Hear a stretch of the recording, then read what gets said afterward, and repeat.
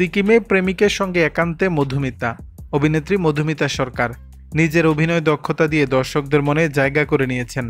অভিনয় এখন বেশি একটা দেখা না গেলেও খোলামেলা পোশাকের জন্য ভক্ত অনুরাগীদের মধ্যে বেশ আলোচনা সমালোচনা হয়ে থাকে। এদিকে ব্যক্তিগত জীবনে 2019 সালে পরিচালক সৌরভ চক্রবর্তীর সঙ্গে বিবাহ বিচ্ছেদের পর থেকে আর কারুর সঙ্গে সম্পর্কে জড়ানোর গুঞ্জনও শোনা যায়নি। তবে পুনরায় সম্পর্কে জড়িয়েছেন এই অভিনেত্রী। প্রেমিক দেবমাল্যর সঙ্গে সিকিমের পাহাড়ে সময় কাটাচ্ছেন তিনি। পাহাড় থেকেই সামাজিক যোগাযোগ মাধ্যমে ভক্ত অনুরাগীদের মাঝে ভাগ করে নিলেন নিজেদের নানা মুহূর্ত। শেয়ার করা ছবিতে দেখা যায় বেশ হাসি খুশি খোশ মেজাজে ধরা দিয়েছেন এ জুটি। ছবি শেয়ার করে মধুমিতা ক্যাপশনে লিখেন, এই 5 মাসে জীবন বদলেছে, তবে এক মুহূর্তের জন্য একঘেয়ে মনে হয়নি। ছোটখাটো অহেতুক কারণে আমরা হেসেছি, প্রতিদিন ঝগড়া লেগেই রয়েছে, চাইও না যে সেটা থেমে যাক। কৃতজ্ঞ যে সব স্মৃতি আমরা একসঙ্গে তৈরি করেছি, আরও কয়েকটি স্মৃতি তৈরির অপেক্ষায় আছি।